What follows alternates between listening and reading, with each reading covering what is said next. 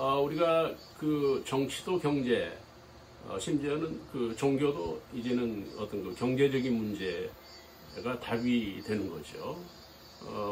교회 다니는 사람들, 기독교 역사가 사실은 경제의 주류라는 말씀을 드렸는데, 지금 현재도 마찬가지인데, 지금 이 기독교가 사실은 어떤 그 산업화나 또 민주화나 이런 정치적인 주류 세력들이 되어서 사실은 세계 경제를 이룬 게 사실이거든요.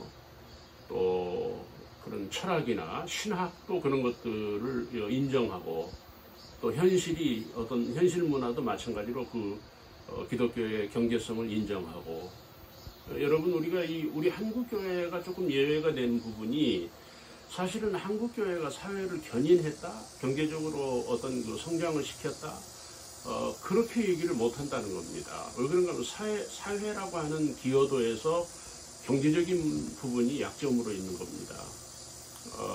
오늘 우리도 마찬가지, 우리 믿음이, 우리의 어떤 신앙이 또 우리의 예배와 경제가 어떤 교회로 인해서 발생할 수 있는 이런 것들이 필요합니다. 여러분 교회 다니는데 경제적으로 어떤 성장하지 못한다.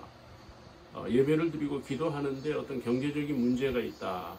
물론 그럴 수 있죠. 그러나 보편적으로는 교회를 통해서 우리의 어떤 신령이 회복되는 거잖아요. 또 정신이나 사상이 새로워지는 거고 따라서 사회성이나 경제적으로도 앞서갈 수 있는 그런 부분이 있다는 겁니다. 오늘 이 본문을 보시면은요, 우리의 어떤 세계관, 우리의 어떤 신앙관을 깨는 부분이 이 본문에서 9절과 10절에서 나오는데, 예수님이 제자를 마태로 선택을 하십니다. 부르신 거죠. 예수님이 쓰시는 제자죠. 초대교회 역사에서. 그런데 여러분, 이 마태가 누굽니까? 당시에 비판받는 사람, 아주 평판이 좋지 않는 세리입니다.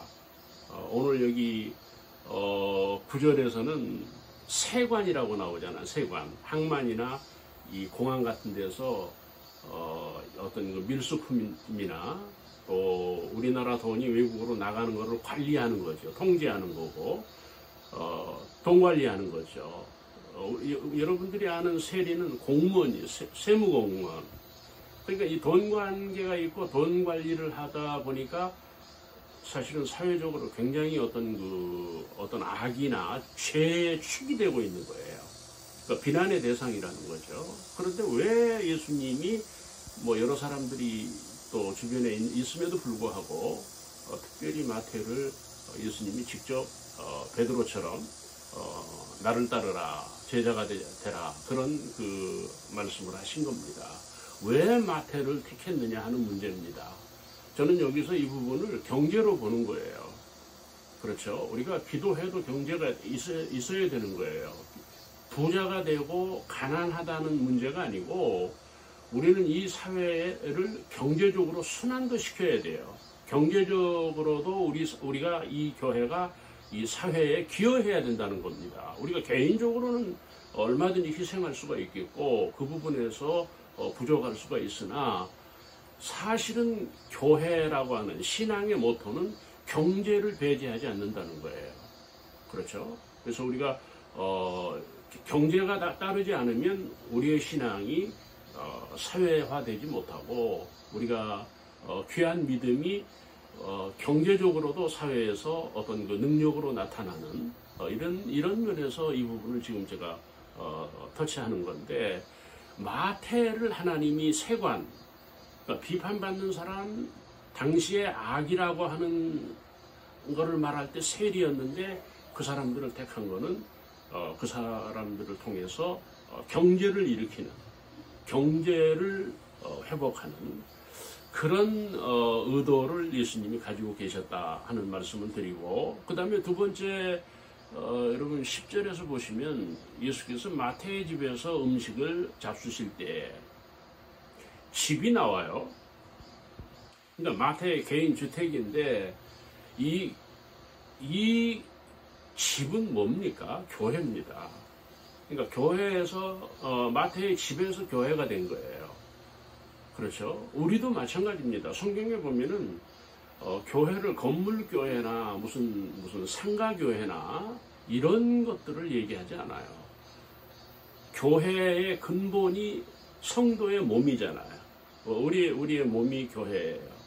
따라서 디모데나 바울이나 그 베드로를 보면은 사도행전에서 선교적으로 살잖아요. 계속해서 어떤 그 진행형으로 확장형으로 살아요. 근데 사실은 교회가 확장이 돼야 되는 거거든요. 교회가 커지는 게 문제가 아니고 교회는 확장성이 있어야 돼요. 늘어나야 된다는 거예요. 멀리 가야 된다는 겁니다.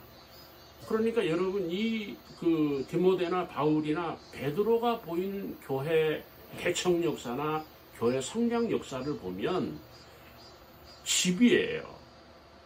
그들의 집에서 교회가 되는 거예요. 그러니까 오늘 저와 여러분도 마찬가지예요. 우리가 우리의 집이 교회가 될 수 있는 그런 것들이 우리들에게 필요한 거예요.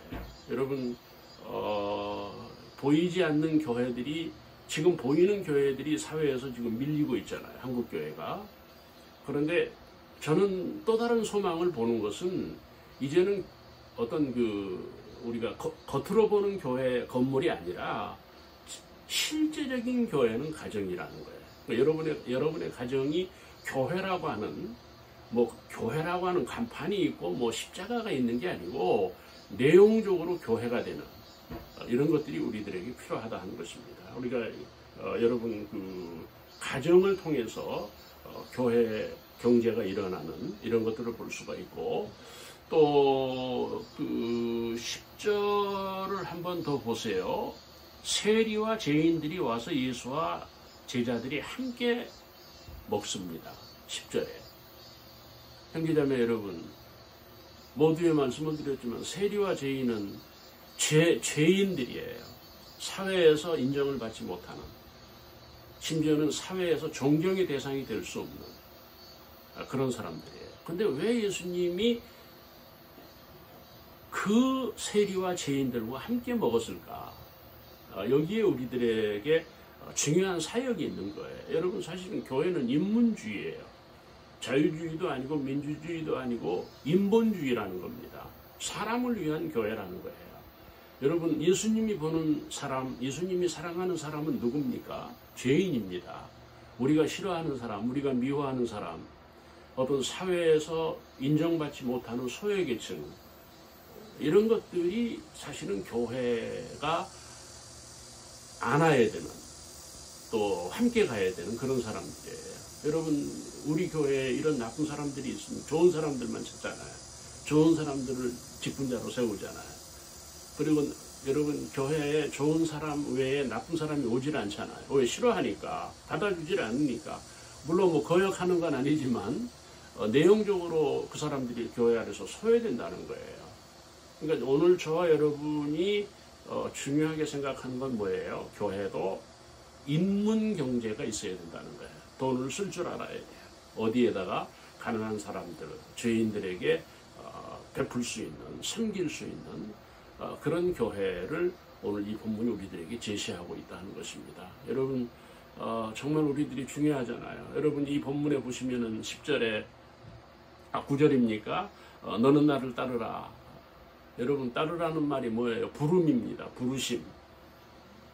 여러분 오늘의 교회가, 예배자가, 기도하는 사람이 정말 하나님 앞에 믿음으로 사는 사람들에게 어떤 치명적인 결점이 있다면 그게 뭡니까? 부르심이 없다는 거예요. 우리는 하나님의 부르심을 받은 거예요. 개인적으로. 각자가 다 부르심이 있다는 거예요. 여러분 부르심이 없는 교회가 돼버린 거예요. 오늘 정말 우리의 교회는 하나님의 부르심을 받고 있는가? 그 부르심을 따르고 있는가? 그 부르심에 응답하고 있는가? 나는 하나님의 부르심을 따르는가? 나는 하나님의 부르심에 나아가고 있는 것인가? 이 부분이 오늘 우리들이 체크해야 되는 부분입니다. 감사합니다.